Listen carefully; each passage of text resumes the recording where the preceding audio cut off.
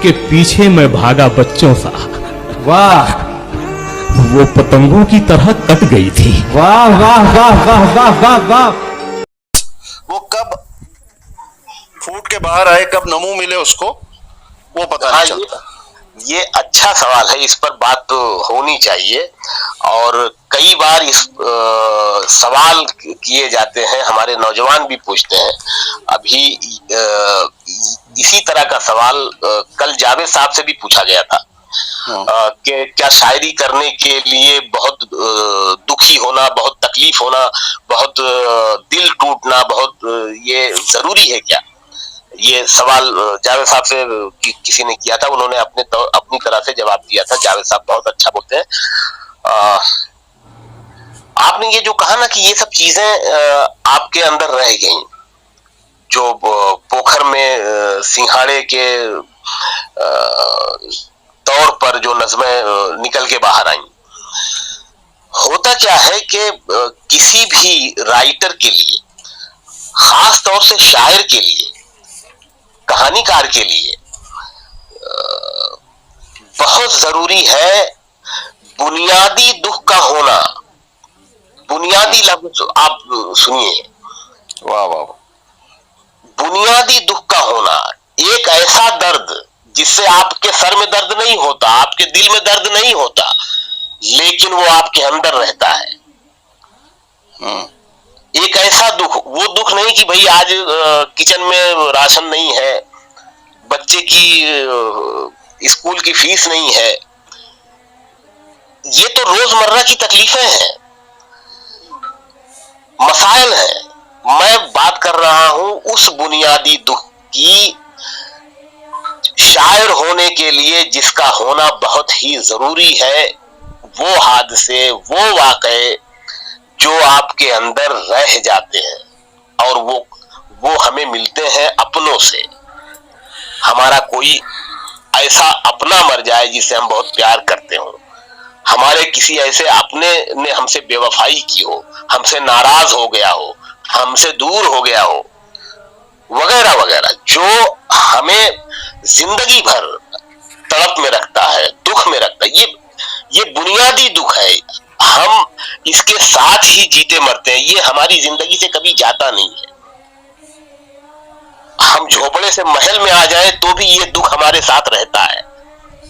और ये दुख इतना जरूरी है लिखने के लिए लियाकत भाई। मैं अपनी बात कर रहा हूं, मैं आपको मिसाल दे सकता हूं। आप सामने की मिसाल जावेद साहब की ले लीजिए।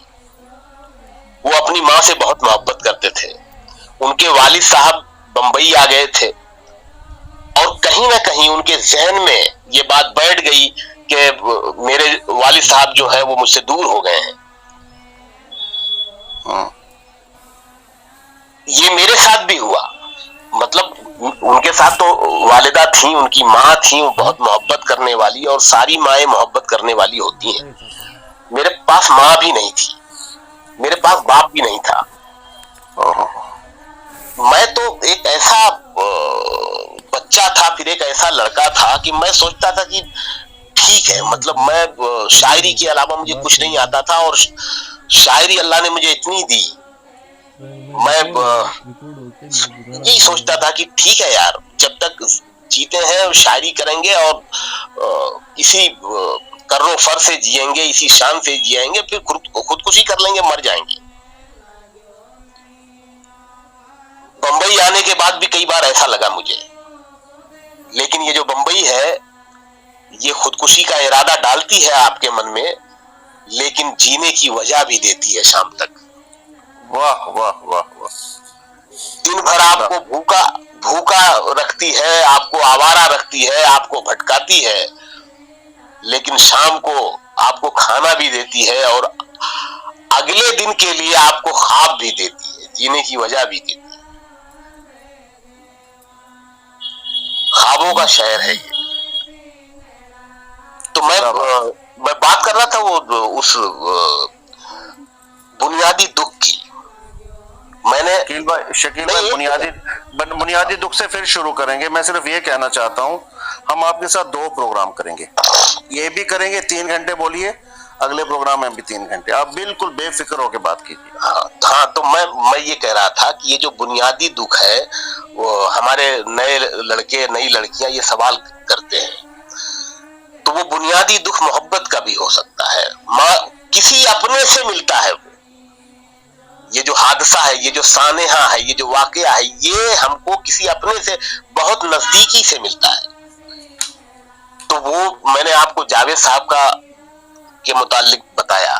अगर वो जावेद साहब के साथ वो बुनियादी दुख नहीं होता तो वो त्रिशूल में वो जो बेटा है, वो जो त्रिशूल में माँ है, वो जो त्रिशूल में बाप है, वो जो किरदार है, वो लिखे नहीं गए होते। वाह वाह वाह वाह। उसी बुनियादी दुख का असर आप दीवार में भी देखते हैं, उसी बुनियादी दुख का असर आप शक्ति में भी देखते हैं। जो दिलीप कुमार और अमिताभ बच्चन का जो बाप बेटे का जो रिश्ता है, आप उसमें भी देखते हैं। और सुनिए, जब मैं बंबई आया, उससे पहले मैं सूरत रहता था, 10 साल सूरत रहा मैं। तो सूरत में मेरी 2 किताबें छप चुकी थी और हर किताब मैंने जावेद साहब को घर पे उनको ले जाके उनको पेश की है। जब मेरी तीसरी किताब बंबई में छपी, जिसका नाम है वो रास्ता बुलाता है, ये किताब जब मैं उनको पेश करने के लिए उनके घर गया और जब वो किताब मैंने उनको पेश की और उन्होंने वर्क पलटा और जो इंतसाब का पेज था, इंतसाब का जो सफा था, उस पर वो रुक गए। वो इंतसाब क्या था आप सुनिए। वो इंतसाब था अपने बाप वकील अहमद खान के नाम, और नीचे एक कैप्शन था, ये सुनने का ये है, नीचे एक कैप्शन, एक जुमला था, वो जब थे तो नहीं थे, वो जब नहीं है तो है। वाह वाह वाह। ये बात उनके दिल को इतनी लगी जावेद साहब को, वो थोड़ी देर तक रुक गए, उसी पेज पर खामोश हो गए और फिर उन्होंने बोलना शुरू किया। तो मीर का शेर मुझे सुनाया। वो मीर का शेर था कि हम हुए तुम हुए के मीर हुए, उसकी जुल्फों के सब असीर हुए। तो मैं जिस बुनियादी दुख की बात कर रहा हूं, जिस वाकये की बात कर रहा हूं, इस शेर के जरिए उन्होंने अपने दुख को भी बयान किया। वाह। अपने बाप के बारे में मैंने लिखा, वो जब थे तो नहीं थे, वो जब नहीं है तो है।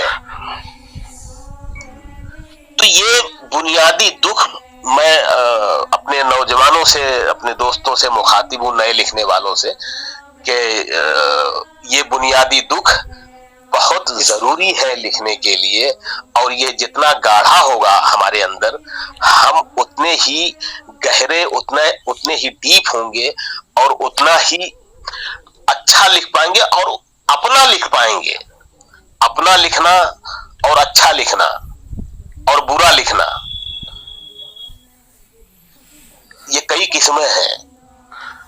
अच्छा लिखना बहुत अच्छी बात है, लेकिन अपना लिखना बहुत बड़ी बात होती है। तो जब आप अपना तभी लिख सकते हैं जब आपके पास वो बुनियादी दुख हो और फिर आपके पास इतने तजर्बात हो, इतने मुशाहिदात हो, इतना आपने पढ़ा हो, इतना आपने जिया हो और उसको जज्ब किया हो, तभी तो आप ज्यादा लिख पाएंगे। जी, आगे बढ़ सकते हैं। गालिब साहब ने कहा कि रंज से खूगर हुआ इंसान तो मिट जाता है रंज। मुश्किलें इतनी पड़ी मुझ पे कि आसान हो गई। जी शकील भाई, मैं फिल्म की तरफ नहीं आना चाहता हूँ, ये बातें बड़ी खूबसूरत आप कर रहे हैं। मुझे आप एक बात बताइए, जो नया लिखने वाला बच्चा है या जो भी लिखने वाला है, उसके सामने ये रहता है कि अगर मैं गाना गाऊं या लेखन करूं या शायरी करूं या पेंटिंग भी करूं, तो कहीं ना कहीं उसने अपने माँ को दिखानी है, अपने बाप को दिखानी है। आपके पास इंस्पिरेशन क्या थी? आपने किसको दिखाना था? जी, सुन नहीं पाया मैं ये कह रहा हूँ कि कोई भी जो नया लिखने वाला है वो इसलिए भी लिखता है कि उसकी शेयरिंग हो, लेकिन उसको घर से तारीफ भी मिले। वो माँ को भी खुश करता है, बाप को भी, अपने घर वालों को भी, अहले खाना को भी। आपके पास तो ऐसी कोई वजह नहीं थी लिखने की। वजह तो वजह नहीं थी। कह लें कि मैंने जब लिखना शुरू किया 1984 आखिर में या 85 में मैंने पहली गजल कही थी, और वो पहली गजल भी मैंने मीटर में लिखी थी। और उसका एक शेर मुझे काफी याद है, मैं आपको सुना देता हूँ। एक लफ्ज है मालूम। हमारे यहाँ आजमगढ़ में मालूम को जामुन के वजन में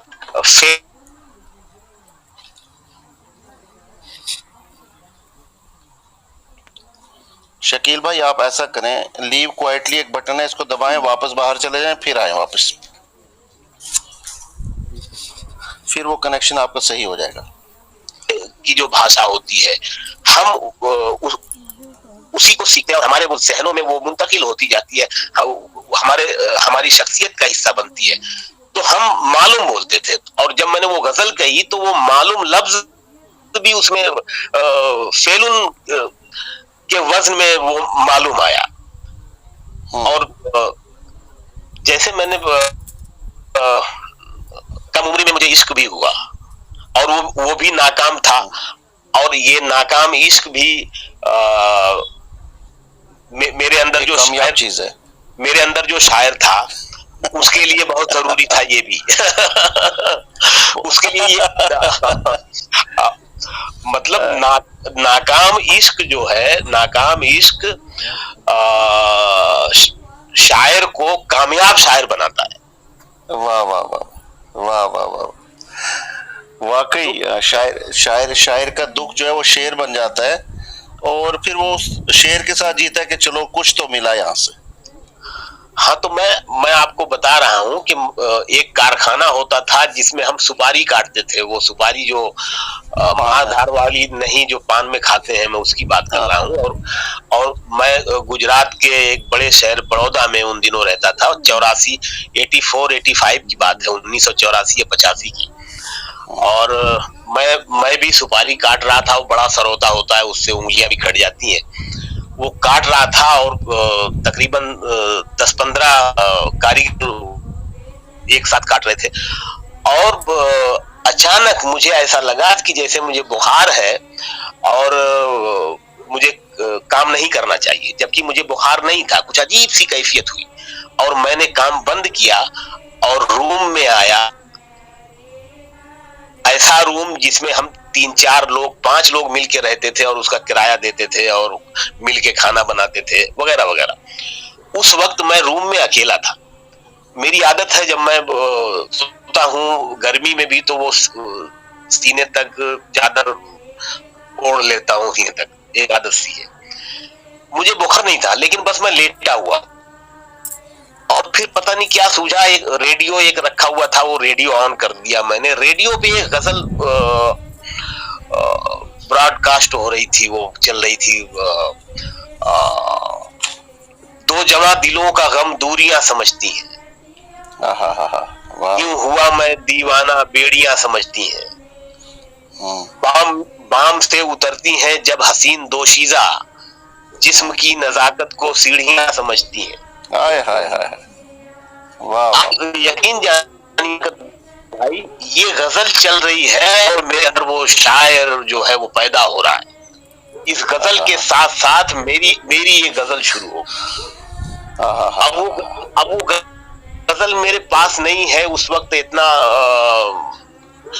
शऊर नहीं था कि हम कभी यहाँ तक पहुंच जाएंगे और हमारा इंटरव्यू होगा और हमें उस गजल पे बात करनी होगी। तो वो गजल मैंने रखी नहीं। उसका एक शेर जो मकता है वो याद है कि खून से है क्यों भीगा जिस्म ये शकील अपना, खून से है क्यों भीगा जिस्म ये शकील अपना, जख्म क्यों मैं खाया हूं पत्थरों को मालूम है।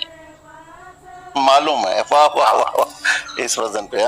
हाँ, अब उसको ऐसे बदल दो, पत्थरों को है मालूम, वो फिर वजन पे आ जाए, तो वजन में आ जाएगा। लेकिन वो मालूम वजन फेलुन के वजन में इस्तेमाल किया, तो वो फिर वो कहानी सच्ची नहीं रह जाएगी ना। जो सच है वो बताना जरूरी। तो इस तरह से वो पहली गजल भी मैंने मीटर में कही थी, बहर में कही थी। और आप जो कह रहे थे ना कि वो माँ को दिखाना, बाप को दिखाना, घर वालों को दिखाना, वो सबसे पहले तो मेरे दोस्त दुश्मन बन गए कि ये शायर हो गया है, ये पागल हो जाएगा। मेरी जो डायरी थी उन्होंने जला दी। फिर मेरे घर वाले नाराज, मतलब घर में मेरी कोई इज्जत नहीं, और यही समझते थे कि ये शायर हो गया है, पागल हो गया है, ये किसी रोजी रोटी का नहीं रहा, ये क्या करेगा जिंदगी में, ये कुछ नहीं कर पाएगा। जब मेरी पहली किताब धूप दरिया छपी थी और उसको मैंने सूरत में भी कुछ मंगवाया था और कुछ मैंने आजमगढ़ के ट्रांसपोर्ट पे भी मंगवाया था। जब मैं आजमगढ़ जाने वाला था, फिर वहां से ट्रांसपोर्ट से जाके लेके आया घर।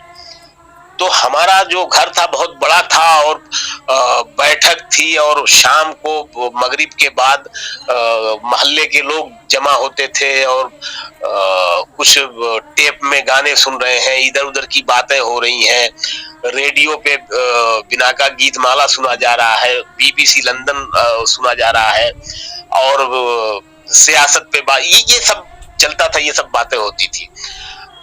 तो एक साहब ने कहा कि अरे भाई शकील बंबई से आया है, वो मतलब हम सूरत को, गुजरात को भी बंबई ही कहते हैं, कि मतलब जो प्रदेश से आया है वो बंबई से ही आया है। तो भाई बंबई से लाया है तो कुछ खजूर वजूर लाया है, कुछ चॉकलेट वगैरह।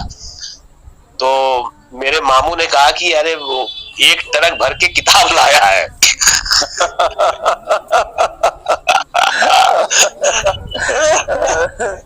अच्छा, जब ये धूप दरिया आई ना, 96 की बात है, मोहम्मद अलवी ने उसका फ्लैप लिखा। तो इन बच्चों को मैं बताना चाहता हूं कि मोहम्मद अलवी उस वक्त, मतलब आप ये समझ लें कि हर अहद का एक गालिब होता है, तो उस वक्त वो गालिब थे। उन्होंने लिखा कि सूरत जैसे शहर में रहकर, ये लाइन मुझे बड़ी अच्छी लगी कि सूरत जैसे शहर में रहकर शकील तुम इतनी अच्छी शायरी कर लेते हो, वो भी इस उम्र में। कमाल है यार। शकील भाई, आप बहुत खुश नसीब हो, आपको निदा फाजली मिला, आपको मोहम्मद अलवी मिला, आपको ये सारे लोग जो फिल्म में भी थे और बाकी जगहों पे भी थे। दरअसल मैं आपकी गानों पे भी बात होनी है। आपने निदा साहब का जिक्र किया, मैं निदा साहब से मुलाकात के बारे में बताता हूँ आपको। अच्छा, एक सेकंड। अच्छा, निदा फाजली ने आपके बारे में क्या लिखा, पहले मुझे वो पढ़ने दो, मैंने भी तो तैयारी की है। हाँ, पढ़िए। निदा फाजली कहते हैं कि आपकी ये किताब में लिखते हैं, शायरी जदीद और कदीम नहीं होती, नई या पुरानी नहीं होती है, शायरी अच्छी या बुरी होती है, और शकील तुम अच्छी शायरी कर रहे हो। बड़ा शायर इतनी बात करता है, इससे ज्यादा नहीं करता है ना जी। सुनाए आप निदा साहब की बात। ये तो धूप दरिया का फ्लैप आपने पढ़ा है, लेकिन हाँ। उसके बाद जो मेरी तीसरी किताब थी उसका उन्होंने प्रीफेस लिखा था, दीवाचा लिखा था, और वो कुछ 15 पेज का मजमून है, वो बहुत अहम मजमून है वो, जिसकी तारीफ खुद नारंग साहब ने की थी कि बहुत अच्छा लिखा, वारी साहब ने भी तारीफ की थी। खैर, तो मैं आपको बताऊं कि ये बात है 94 की, 1994 की बात है। मैं सूरत में था, सूरत में रहता था मैं, और निदा साहब की मैंने शायरी की कोई किताब उस वक्त तक नहीं पढ़ी थी। उनके कुछ शेर मेरे जहन में थे, यहाँ वहां से सुन के, लेकिन या रिसालों में पढ़ के। पूरी किताब मैंने उनकी कोई पढ़ी नहीं थी। उनकी किताबों के एक दो नाम भी मुझे पता था, जैसे मोर नाच, एक मतलब जो मुख्तलिफ नाम होते हैं वो याद रह जाते हैं, है ना। दीवारों दर के दरमियान नहीं, ये उनकी नहीं थी। नहीं, मैं आ रहा हूँ, उसी किताब पर आ रहा हूँ। दीवारों के बीच उनकी एक किताब है जो दीवारों के बीच, जो नस्र की है, प्रोज की है, जो और जो उनका सवानेही नावल है, और ये नावल किस्तों में शायर में छपा था। पूरा नावल शायर में किस्तों में छपा था, और शायर पढ़ने वाले उसी नावल से पढ़ना शुरू करते थे, इतना दिलचस्प था वो। और बड़ा शायर था निदा फाजली, और निदा फाजली ने अपने बारे में लिखा था, अपने जीवन का एक सफर लिखा था और उसको कहानी बना के लिखा था। तो दीवारों के बीच जो वो किताब थी, मैंने कुछ किस्तें शायर में पढ़ी थी और फिर मुझे यकमुश्त पढ़ने को मिल गई वो पूरी किताब एक लाइब्रेरी में सूरत में, वहां पे यतीम खाना है, वहां की लाइब्रेरी में वो किताब मुझे मिल गई और मैं उस किताब को पढ़ के रोता था लियाकत भाई। मुझे लगता था कि ये जो निदा फाजली है ना, ये जो ग्वालियर से दिल्ली आया और दिल्ली से बंबई आया और ये जो इसकी जद्दोजहद है, ये जो इसका स्ट्रगल है, ये मेरा है, ये निदा फाजली मैं हूँ। अरे वाह, अरे वाह, अरे वाह। और मैं उसको पढ़ के रोता था। 96 में उर्दू अकेडमी ने, गुजरात उर्दू अकेडमी ने सूरत में बहुत बड़ा मुशायरा किया था, जिसमें अदब के तकरीबन सब बड़े शायर और मुशायरा मार शायर भी दोनों तरह के मौजूद थे। और ये वो जमाना था जब जावेद साहब की फिल्म बॉर्डर रिलीज हो गई थी या रिलीज होने वाली थी और उसके गानों ने धूम मचा रखी थी, संदेशे आते हैं, आए जाते हुए लम्हों वगैरह वगैरह। वारिस अलवी साहब जो गुजरात उर्दू अकेडमी के सदर भी थे और मुशायरे भी कर रहे थे, उन्हें निदा फाजली, मोहम्मद अलवी और जावेद अख्तर साहब खुद उसमें मौजूद थे। वारिस साहब के फोन पर वो तशरीफ लाए थे और अपने शायर के जो एडिटर थे, अभी इनका इंतकाल हुआ, इफ्तिखार इमाम सिद्दीकी साहब और जुबैर रिजवी साहब, मतलब सारे बड़े नाम वहां पर मौजूद थे और हम वहां पर शायरों की मेजबानी में लगे हुए थे कि किसको क्या चाहिए, चाय देना और वो उनके पान का इंतजाम करना या जो भी उन्हें चाहिए था। हटो बच्चों में थे और सूरत के कुछ 8 शायर या 6 शायर उस लिस्ट में थे जो मुशायरे की जो पढ़ने वाले थे, उसमें मेरा भी नाम था। जो नायब सदर थे मोहम्मद काजिम हकीम साहब, वो सूरत के ही थे और मुझसे बड़ी मोहब्बत करते थे। मेरा जो कैरियर बना है, जो कुछ भी मैं बन पाया हूँ, इसमें कहीं ना कहीं उनका भी थोड़ा बहुत हाथ है, मोहम्मद काजिम हकीम साहब का, इसलिए उनका जिक्र भी जरूरी है। और उन्हीं की वजह से उस मुशायरे में मेरा नाम रखा गया था और वो इतना बड़ा मुशायरा था कि हम नशिस्त वगैरह उस जमाने हम पढ़ लिया करते थे, अभी तक हम मुशायरे में हमारी एंट्री नहीं हुई थी। तरह ही नशिस्तें और इस तरह का हम खेल कर लेते थे।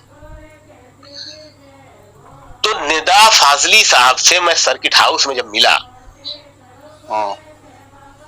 और मेरा ये शौक रहा है कि जो बड़े शायर और जिनको मैं पसंद करता हूं, मैं उनसे पहली ही मुलाकात में लड़ाई लड़ ली मैंने उनसे, खुद कैफी साहब से, शहरयार साहब से, ये जितने भी मतलब बड़े शायर हैं, यानी उलझ गया। निदा साहब से मैंने कहा कि ये जो आपकी किताब है दीवारों के बीच, ये इसमें जो किरदार है निदा फाजली, ये आप हैं। तो इस सवाल पे ही वो चौंक गए और मुझे देख रहे हैं।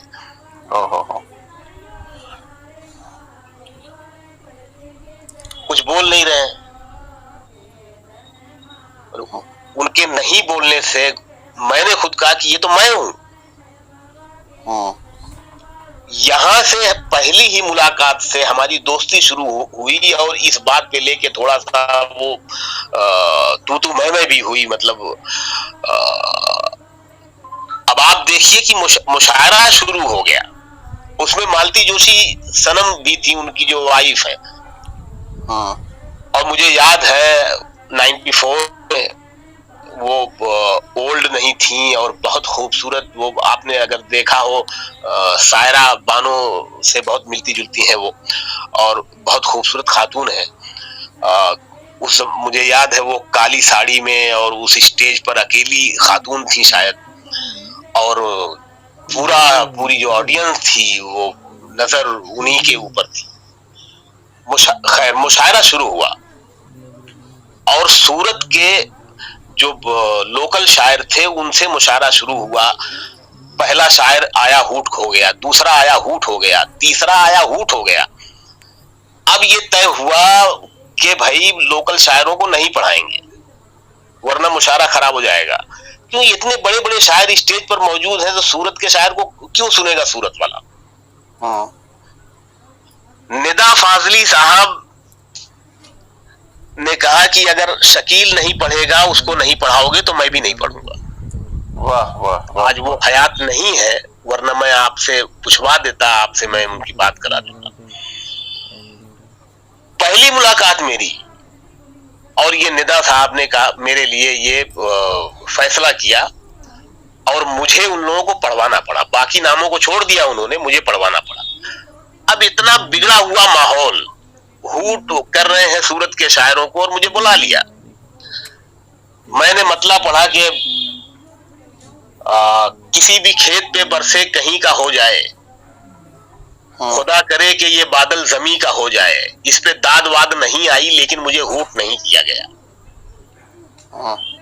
फिर मैंने एक शेर पढ़ा और वो शेर मैंने मालती जोशी की नज़्र कर दिया। वो शेर, दुआ करो वो सितारा जमी पे टूट गिरे, दुआ करो वो सितारा जमी पे टूट गिरे, हमारे साथ रहे और यहीं का हो जाए। जिंदाबाद जिंदाबाद जिंदाबाद। और तालियां बजी और वो तालियां मुझे मिली मालती जोशी की वजह से। ईमानदारी की बात तो ये है।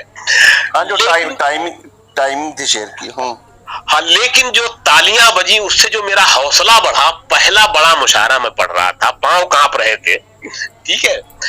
और अगला शेर कोई हिम्मत नहीं कर सकता निदा फाजली की मौजूदगी में उनकी बीवी की नजर करने की। मैंने वो शेर नजर कर दिया। वो शेर सुनिए साहब, मैंने वो शेर पढ़ा कि मैं उसके जिस्म का सब जहर पी के मर जाऊं। हाय हाय।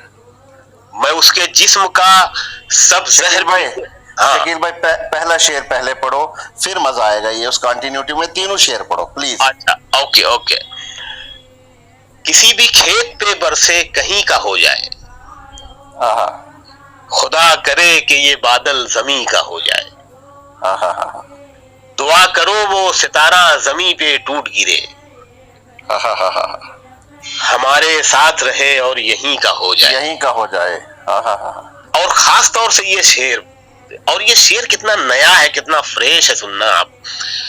कि मैं उसके जिस्म का सब जहर पी के मर जाऊं। जैसे सूरत वाले ये शेर सुनना चाहते थे, है ना। हाँ, मतलब वो मालती जी की नजर कर दिया ये शेर मैंने, दूसरा और ये तीसरा, कि मैं उसके जिस्म का सब जहर पी के मर जाऊं, अगर वो सांप मेरी आस्ती का हो जाए। हाय हाय हाय हाय, वाह वाह वाह। इस पर जो दाद मिली है और जो मतलब एक नशा सा हो गया था मुझे, मैं झूम गया। और निदा साहब ने मेरी गुलपोशी की मुझे हार पहनाया और मालती जी को बुके दे के भेजा, जब दे दे उसको। वाह वाह वाह। ये निदा फाजली से पहला एनकाउंटर था और जो रिश्ता बना वो मरते दम तक। शकील भाई तक वो रिश्ता रहा। शकील भाई, अब मुझे बोलने दो। ये बात है मालती जी वाला जो सूरत का हादसा, ये 1994 में हुआ। यस जी। 6 साल ये रख लो और 2016 8 फरवरी को निदा साहब गए जी। 16 साल ये रख लो, कमोबेश 22 साल जी। और फिर 22 साल में निदा फाजली ने कैसे आपको संभाला, अपने बेटे की तरह, अपने बच्चे की तरह, भाई की तरह। और मुझे पता है कि जब उनकी वफात हुई तो उनके जनाजे पे जो एक फोटो वायरल हुई और वो पता नहीं किसने क्या किया, लेकिन शकील भाई वहाँ पे जो पाँव दिखते थे वो आप थे वहाँ पे। यानी उस वक्त आप वहाँ पे मौजूद थे जब निदा साहब की वफात हुई। और उसके बाद जब उनकी कब्र के लिए लोहे मजार बनानी थी, आपको याद होगा, आपने हफ्ता 10 दिन लिया जी। और आपने मुझे व्हाट्सएप पे फोटो भेजी कि लियाकत ये देखना यार, ये ठीक है, ये ठीक है, और साइज और सब चीजें। बिल्कुल बिल्कुल। तो ये आज मैं समझ पा रहा हूँ, आपने ये कभी जिक्र नहीं किया मेरे साथ 94 वाला, कि वो जो शायर जिसने पहले दिन आपको दाद दी थी, जी। वो आखिरी दिन तक आपके साथ रहा, आखिरी दिन तक। मतलब अभी मतलब वो कहीं ना कहीं आप ऐसे, अब क्या बताऊं शकील भाई, मेरी निदा फाजली साहब के साथ अपनी बड़ी दोस्ती है, क्योंकि वो पुंछ आए मेरे गांव, जम्मू से 10 घंटा दूर पहाड़ों का सफर करके, और मेरे पास रहे 99 में। जी। बशीर बद्र आए हैं। मतलब ये लोग मतलब छू के निकल जाते हैं शकील भाई किसी की भी जिंदगी को, और एक वजह दे देते हैं।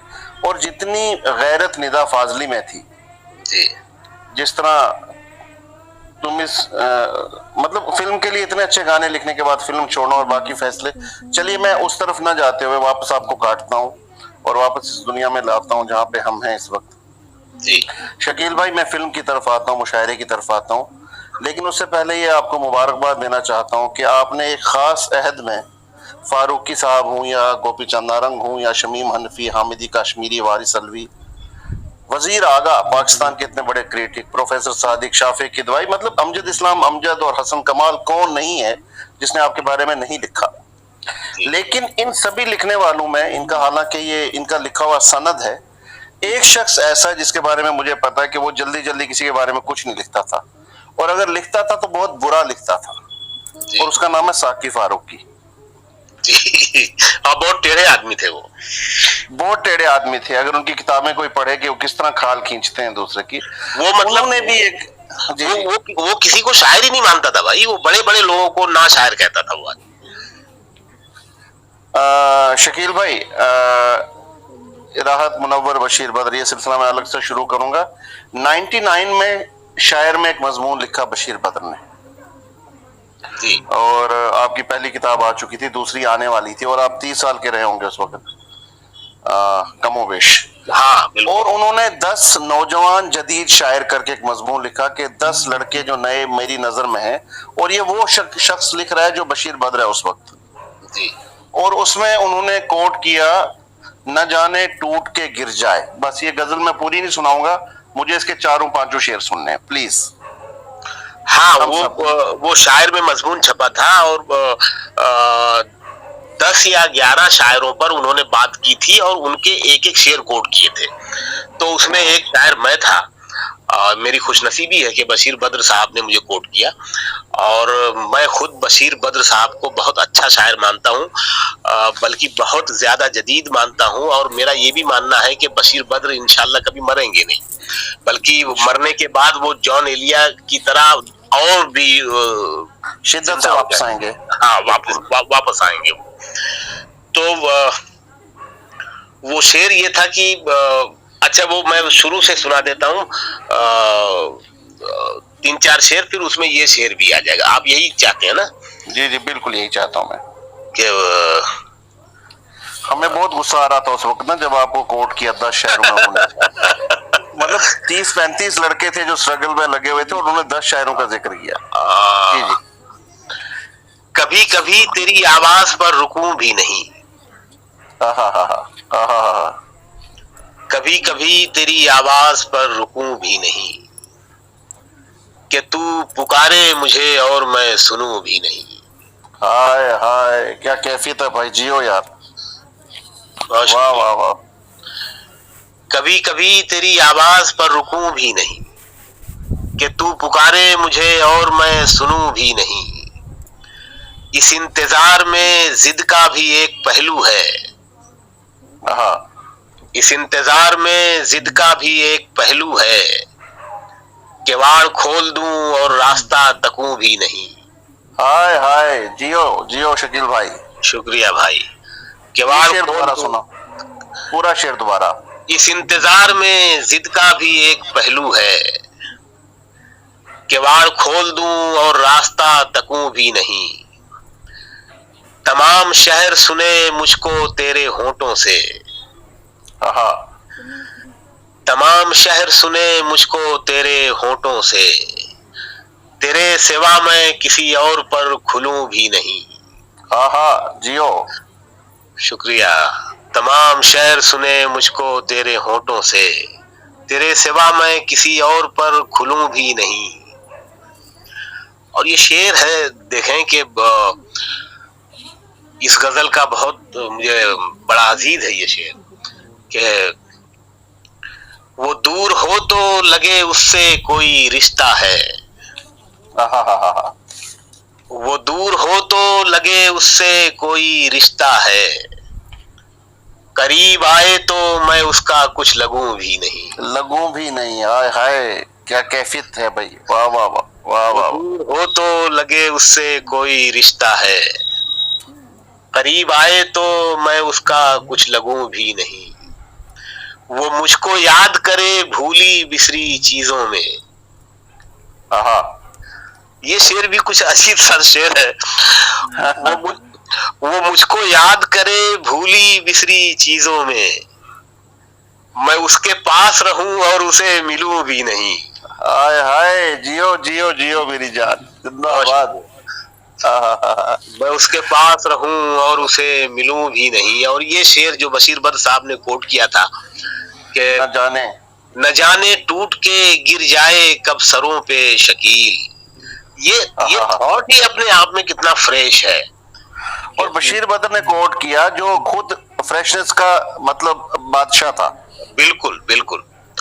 खुद मैंने निदा साहब के मुंह से उनके लिए बड़ी तारीफें सुनी है कि गजल में बशीर बद्र ने जो जिद्दत पैदा की है, जो तराकीब के जरिए, लफ्जियात के जरिए, ख्यालात के जरिए, वो हमारे हम असरों में किसी ने नहीं किए।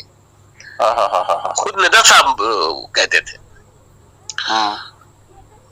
और ये बड़ी बात होती है कि अपने आसपास के अपने हम पेशा आर्टिस्ट की तारीफ करना, अगर वो अच्छा है तो उसकी तारीफ जरूर करनी चाहिए, वरना बेईमानी। वाह वाह वाह। तो मैं वो शेर पढ़ देता हूँ कि न जाने टूट के गिर जाए, न जाने टूट के कब सरों पे के आसमां की इमारत में एक सतू भी नहीं।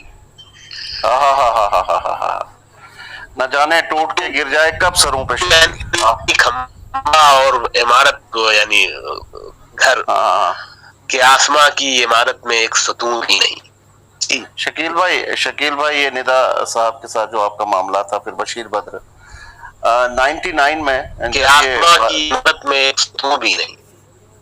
बशीर बद्र साहब को पूंछ लाया हमने, चिराग हसन अवार्ड इनिशिएट किया और उसके लिए वो आए। वापसी पे मैं उन्हें छोड़ने जम्मू तक आया और जम्मू से फर्दर पठानकोट तक चला गया। वहां पे महाजन्स का मुशायरा होता है, कि आपको पता है, आप भी उसमें आए हैं। तब राहत साहब, और मुझे याद है वो मुशायरे की नज़ामत जो है बशीर बद्र ने की थी, और वो जो गाइड फिल्म के नगमे लिखे थे कवि नीरज ने, वो उसके सदर थे। तो वहां भी पहला शायर उन्होंने मुझे पढ़ाया 99 में, और यकीन मानो उन्होंने मेरे बारे में 5 मिनट सर्व किए कि लड़का कश्मीर से आया है, ये मेरे साथ था, मैंने इसको लाया है, आप उसको एहतमाम से सुने। और वो जो कैफियत उन्होंने बनाई ना, उसमें मुझे लोगों ने सुन लिया, मैं बेवकूफ सा लड़का। लेकिन बहरहाल मुझे याद है कि उन्होंने वहां पे एक मिस्टर विजय कुमार गुप्ता और कुछ ऐसे थे, वो कॉरेस्पॉन्डेंट थे पंजाब केसरी के, वो ऑर्गेनाइजर्स में एक थे, और उन्होंने कहा कि कल लियाकत का शेर हेडलाइन बनाना अपने अखबार की। मतलब देखो, ये मैं कह रहा हूं कि निदा साहब ने जो आपके साथ किया, किसी ने किसी और लेवल पे किसी के साथ किया, तो वो मेरा शेर था कि कभी बच्चे को नक्शा मत दिखाना, न जाने कौन सी सरहद मिटा दे, कुछ ऐसा था। जी जी जी।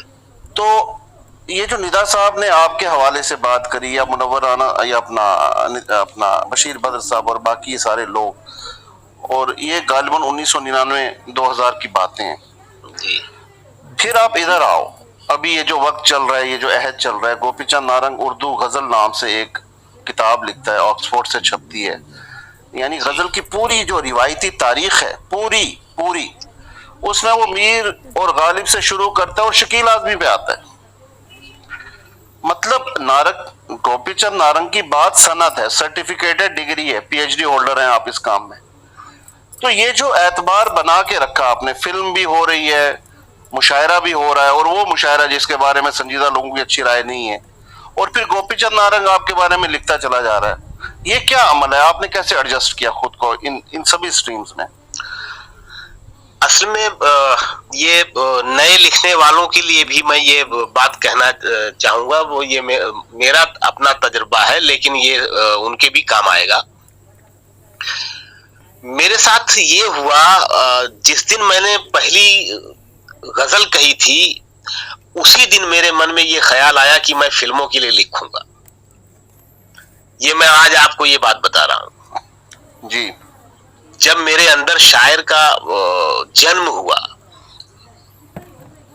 आशिक का जन्म होना आपके वजूद में और शायर का जन्म होना, ये दोनों ही कैफियतें एक जैसी थी। मेरे तजुर्बे में दोनों ही है।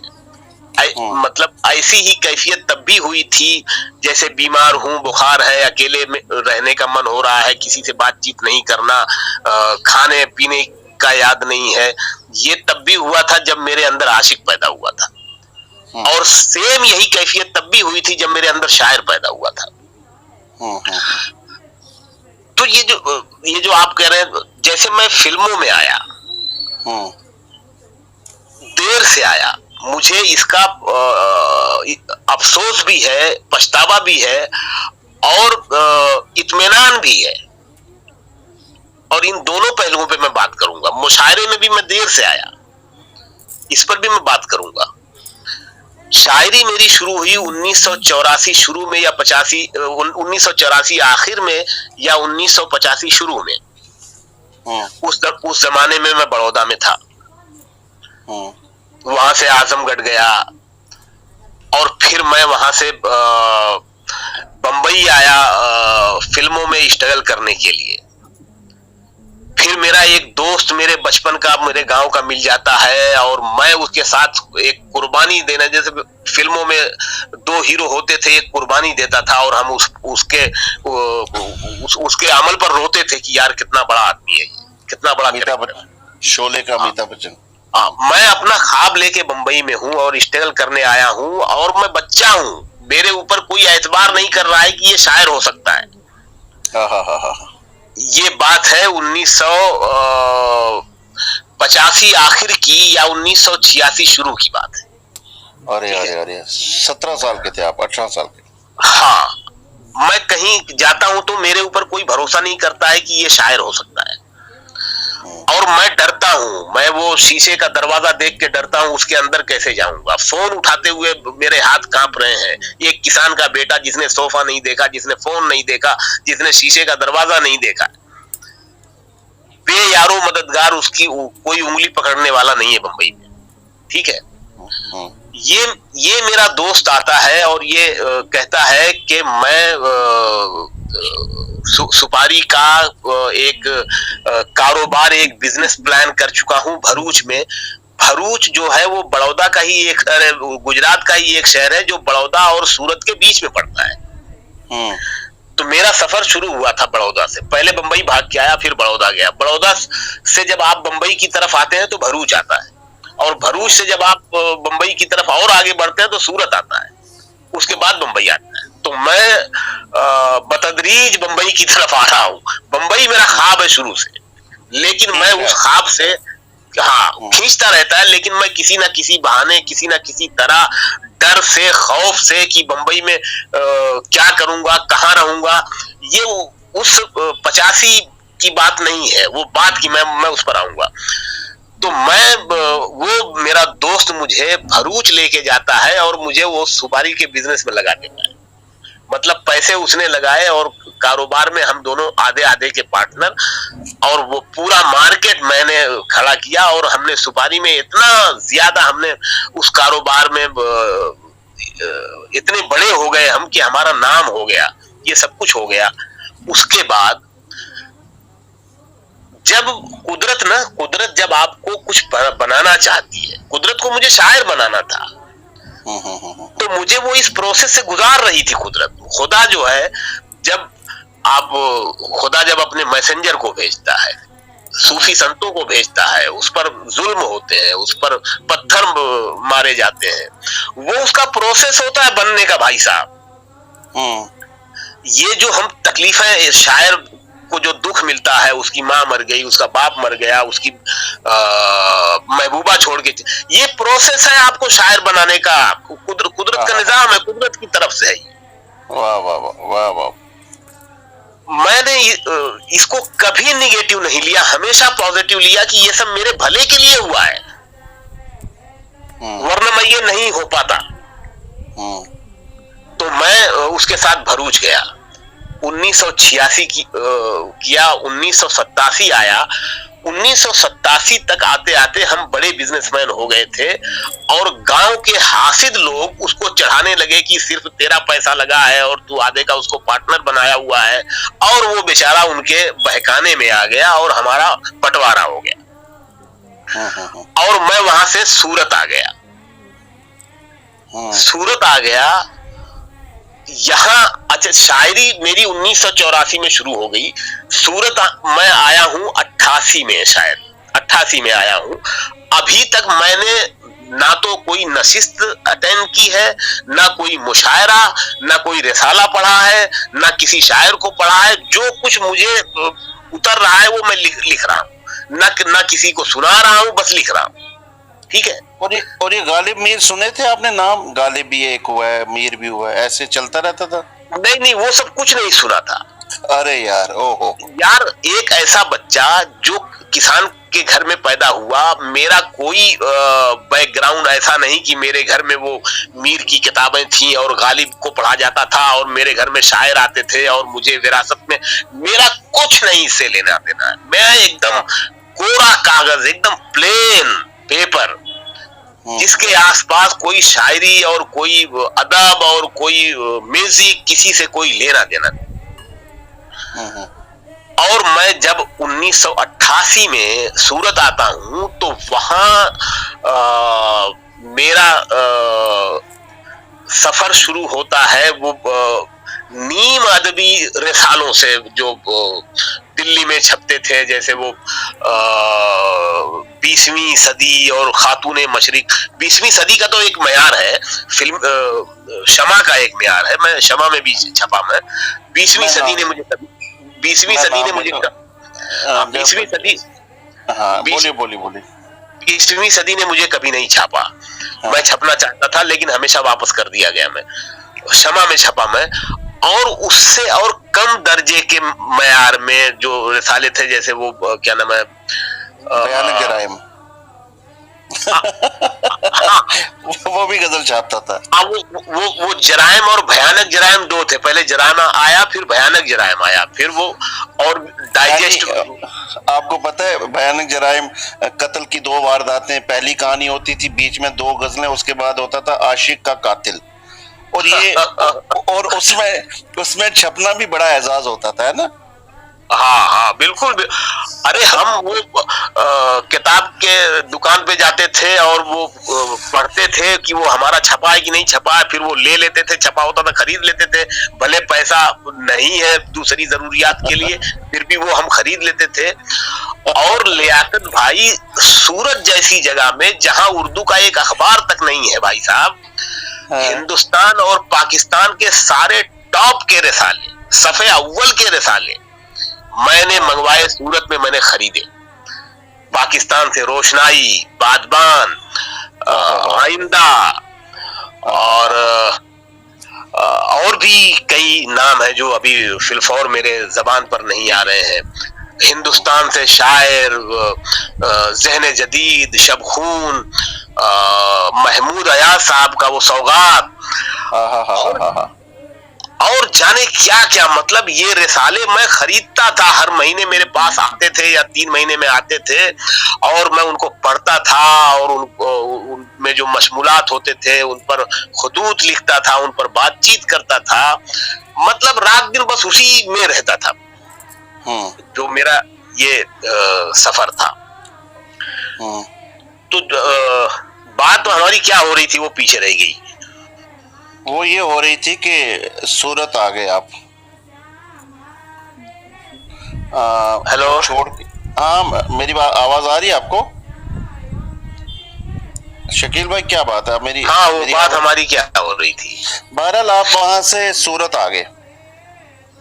वो दोस्त का बिजनेस वगैरह वाइंड अप हो गया। फिर यहाँ आके आपने अखबारों और रिसालों को पढ़ना शुरू किया, और गालिब और मीर का नाम आपने नहीं सुना हुआ था तब तक। कुछ कनेक्ट हुआ? शकील भाई के इसका प्रॉब्लम है। चलिए बहरहाल, जब तक शकील भाई वापस जोड़ते हैं। मुफीद जी शकील साहब कह रहे हैं दुख जरूरी है शायरी के लिए, तू कैसे करेगा? कह रहा मेरे पास 13 लाख रुपए की गाड़ी है, कैसे होगी शायरी तुझसे? जरूरी है कि दुख हो शायरी में? हाँ जरूरी तो है। कोई इंसान अपने आजू बाजू की जो एरिया है या फिर माशरा है उसको देख के उसके ऊपर नहीं लिख सकता इंसान? एक सेकंड, मैं पहले फोन करूं शकील भाई से। शकील भाई को कोई फोन करे। वजिंदर जी, शकील को फोन करना, क्या वजह हुई? शकील भाई आपका माइक ऑफ है। ओहो, शकील भाई यही है शायद, माइक ऑफ है। शकील भाई, यस, हाँ शकील भाई, मेरी आवाज सुन रहे हैं आप? कितनी खूबसूरत बातें कर रहे थे शकील भाई। शकील भाई मेरी आवाज सुन पा रहे हैं आप? सर बाहर जाके अंदर आने के लिए कहिए मैंने सर। हाँ, अगर वो बाहर गए ना फिर अंदर लाना और भी मुश्किल हो जाएगा, क्योंकि जब मैंने लाया ना इनको तब भी बड़ी दिक्कत आई थी। शकील भाई चलिए, मैं वजिंदर भाई से बात करता हूँ थोड़ी देर के लिए। Invite to speak.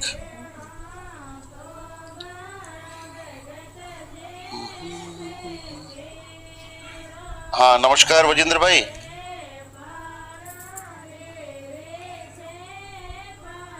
वजिंदर जी, हाँ शकील भाई थोड़ा सा ऑफलाइन हो गए, मुझे लगता है जुड़ेंगे अभी थोड़ी देर में। मैंने आज बच्चों में ना आपका लिखा हुआ वो लेख बांटा जो आपने शकील भाई पे लिखा था 2012 में।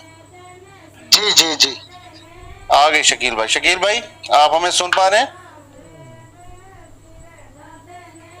शकील भाई का माइक ऑफ, ये माइक ऑन करें आप। आ रही है आवाज? आ रही है? अब आ रही है बिल्कुल। आप वहीं से आगाज करें। अब वजिंदर भी आ गया, आपके पहलू में खड़ा है। विजेंदर भाई मेरे बहुत अच्छे, मेरे दिल के करीब रहने वाले मेरे दोस्त हैं, भाई हैं, और इस आदमी ने मुझे इतना समझा है। इस आदमी ने मेरे ऊपर एक आर्टिकल लिखा। हाँ, और शकील आजमी जो एक कटी फटी शख्सियत जो आजमगढ़ से सफर किया, जिसने कमाल का मजमून है, वो उनसे कहिए कि वो आपको भेजें और आप उसको pढ़िए। अच्छा शकील भाई आप सलाम करें, अब्बास ताबिश साहब भी आपको सुन रहे हैं। अब्बास ताबिश साहब अस्सलाम वालेकुम।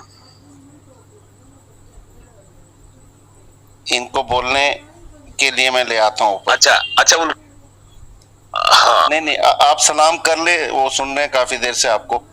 बहरहाल तो हम सूरत से पकड़ते हैं आपकी बातचीत को।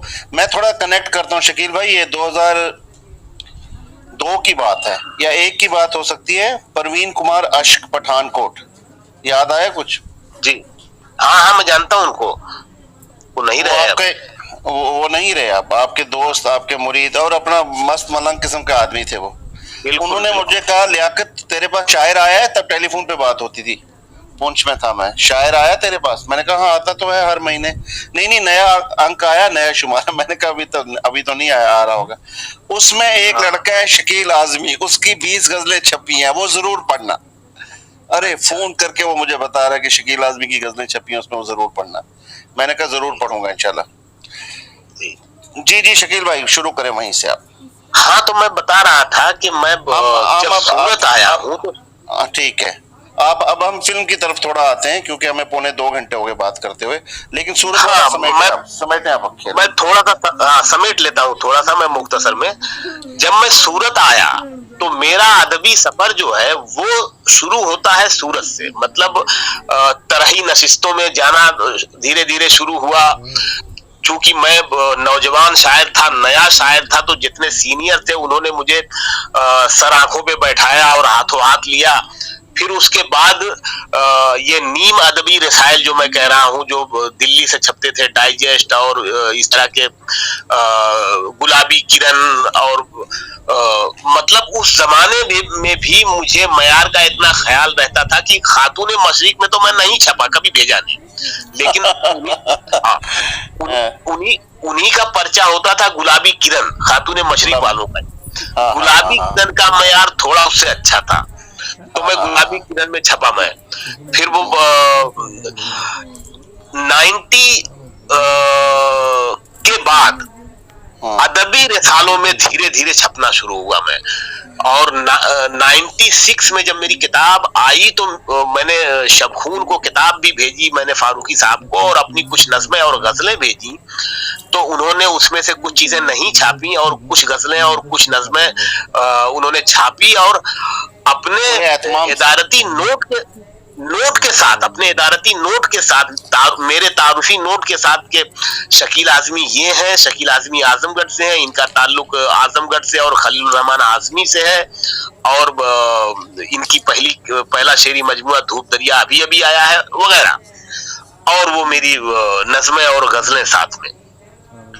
तो फिर मतलब मैं अपनी किताब के साथ नक्कादों तक या अदब के जो संजीदा लिखने पढ़ने वाले हैं, मैं पूरे मतलब अपने हुनर से, अपने फन से, अपने बल से मैं उन लोगों तक पहुंचाऊं। पहले मेरी किताब आती है, और फिर जो मुझे हौसला अफजाई मेरे बुजुर्गों से मिलती है, मेरे बड़ों से मिलती है, और फिर वो लिखने का सिलसिला और बढ़ता है। तो वो लगातार मैं 20-25 साल तक लगातार मुसलसल छपता रहा, बस यही काम था। अब मैं आपको ये बता रहा हूं कि जो मैं फिल्म की तरफ आ रहा हूं, ये मैंने निपटा दिया। तो ये जो फिल्मों में आने में मैं कह रहा हूं कि मुझे देर हुई। जब मैं बंबई मुस्तकिल आया हूं फिल्मों में स्ट्रगल करने के लिए, वो था 2001 फरवरी, मुझे आज भी याद है। मैं डायरी नहीं लिखता, लेकिन वो तारीख मुझे याद है, 2001 फरवरी। तो मैं उस वक्त कुछ 35 साल के आसपास का था, ठीक है, और मैं मुशायरे का शायर भी हुआ नहीं था अब तक, ठीक है। शायरी 85 से कर रहा था मैं, जब मैं 14 साल का था, ठीक है। 2 किताबें छप चुकी हैं मेरी। अदब में मैंने अपनी एक पहचान मतलब नोटिस में हो गया, मैं बड़े लिखने वालों ने मुझे एक्सेप्ट कर लिया, मतलब उन्होंने मेरे ऊपर उनके कमेंट्स भी आने लगे थे, उनके मज़ामीन जो लिखे जाते थे नए लोगों पर, उसमें उनके कोटेशन में मेरा शुमार होने लगा था। ये सब करने के बाद